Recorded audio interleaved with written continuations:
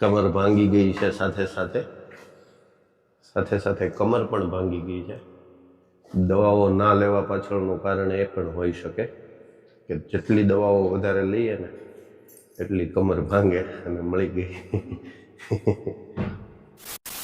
Good morning, સ્વાગત છે આપ સૌનું એક નવી સવાર સાથે એક નવા બ્લોગમાં.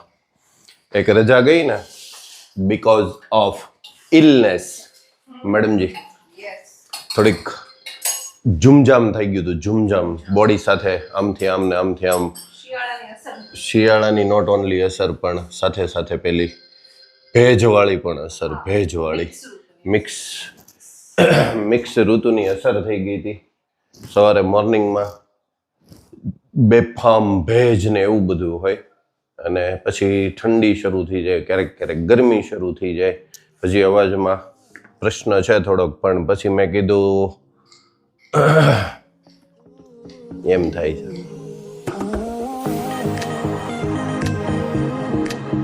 હા જો ને મેડમે એ કહી કે દાઢી વધી ગઈ છે એમ, પણ એ બધું વધી જ જાય ને પછી મજા ન હોય ત્યારે એ બધું આમ કરવું કઈ ગમે નહીં, બહુ સેટ ન થાય મેડમજી.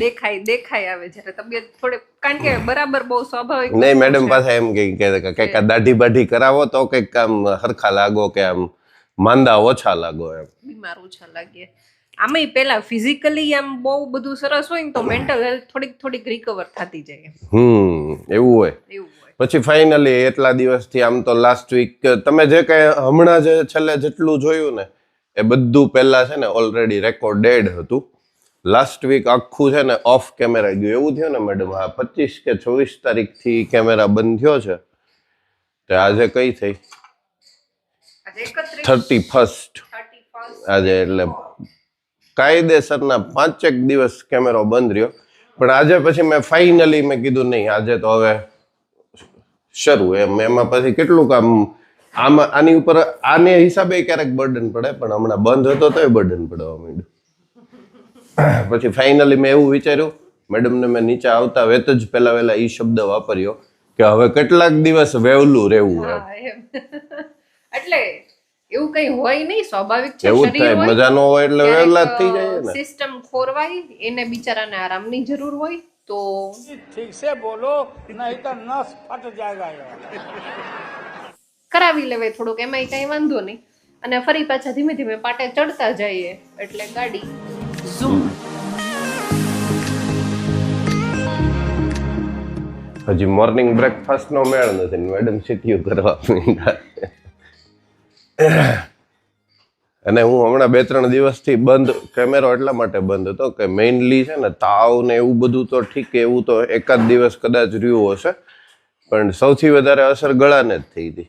સૌથી વધારે અવાજ નીકળતો જ નહોતો. ઓલું કહેવાય ને સાદ બેસી ગયો છે એમ, સાદ બેસી ગયો હતો. બોલવા જાવ ને તો અંદરથી શ્વાસ નીકળતો હતો, શ્વાસ.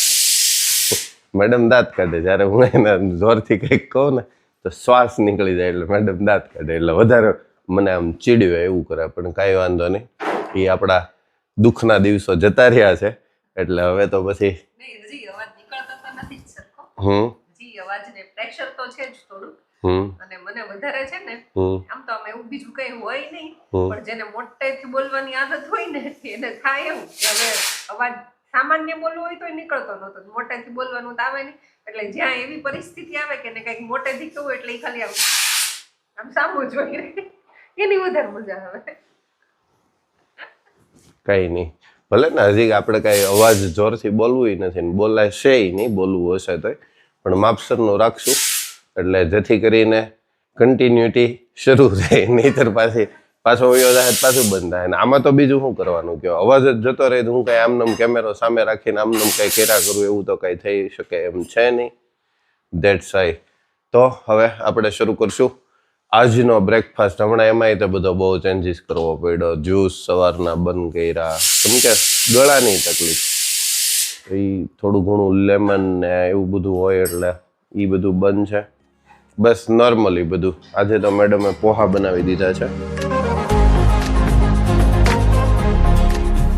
પોહા, ચાય, પછી એકાદો ખાખરો આપશે અને થોડા ઘણા મૂંગ હશે. થોડાક એવા, બહુ નથી ખાતો એ તે હમણાં.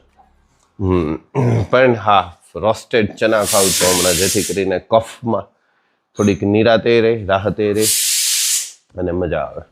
ચલો લેટ્સ સ્ટાર્ટ બ્રેકફાસ્ટ.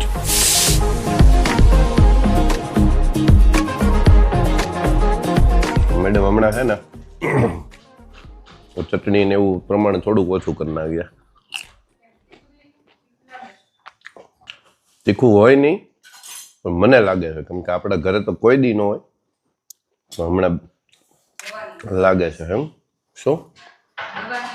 મોઢું ને જીભ છે ને આળા થઈ ગયા હોય દવાના લીધે. કઈ વાંધો નહીં, હમણાં થોડું મોડું ખાશું, ઓછું તીખું કરશું. એવું લાગે તો અલગ કરી નાખવું, તમને કદાચ ન ભાવે તો. અમારે ભલા માણસ, તમે ખુશ તો અમે ખુશ, એવું હોય. આવી જાઓ મેડમ તમે. તમને અમારા શેફ ને હમણાં અફસોસ હતો, ઓલા પાર્સલ ને કઈક થોડું ઘણું કઈક વાતાવરણની અસર થાય ને એટલે તરત એમ કે તું મારો વારો આવવા જ નથી દેતો, તું મારો વારો આવવા જ નથી દેતો. મારો એટલે જ આપ્યો આમ તો આ વખતે તો. અને લાઈટ ચલી very good, on camera he light ચલી ગઈ છે. કઈ નહીં, થોડુંક અંધારું ભોગવી લઈએ. चलो ब्रेकफास्ट हो गया मैडम जी. आज दवाई नहीं लेनी ना? एक भी नहीं? तो सिरप तो पियेंगे, चम्मच दे दीजिए. सिरप तो पीना पड़ता है ना. टेस्ट क्यों? हाँ છે હજી 2-3 વખત થાય એમ છે, એટલે આજનો દિવસ કપાઈ જશે અમારો. છે ને એને શું લેવા દેવા અહીંયા મેડમ જી? દવા પીવડાવે નાના છોકરાઓને બસ ને. તો પણ હું તો એટલી જ પીતો રહો.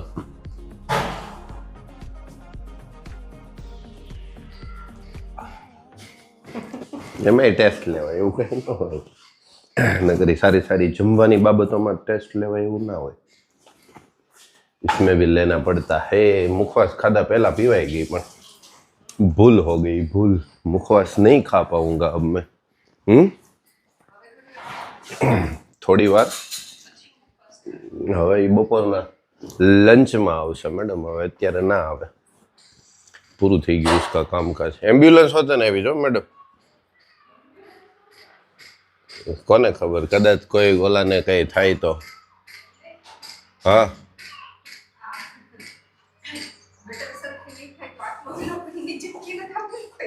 એવું બની શકે, એમ્બ્યુલન્સ તો જ આવે ને, નહીતર થોડી આવે. ઓહો मैडम मैं तो फॉर्म कर दी तो आखिर रूम फॉर्म. मैडम जी हो गया आपका टाइम हो गया. मैडम जी तो वही आ रहा है जो. અને લાઇટ છે ને ઇન્ટરનેટનું ઘણું બધું કામ છે મારે અત્યારે. સવારમાં પણ લાઇટ જતી રહી છે, જેથી કરીને ઇન્ટરનેટનું એક પણ પ્રકારનું કામ થશે નહીં. બરાબર મેડમજી? કમર ભાંગી ગઈ છે, સાથે કમર પણ ભાંગી ગઈ છે. દવાઓ ના લેવા પાછળનું કારણ એ પણ હોઈ શકે કે જેટલી દવાઓ વધારે લઈએ ને એટલી કમર ભાંગે, અને મળી ગઈ.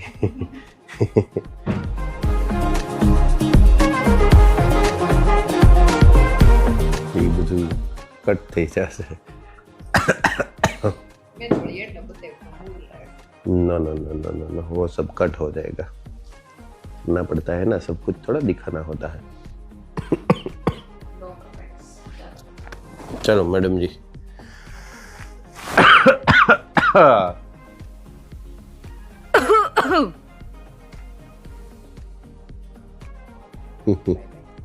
Bye bye. डेल ओपन हो जा. विदाउट इंटरनेट भी काम रहता है.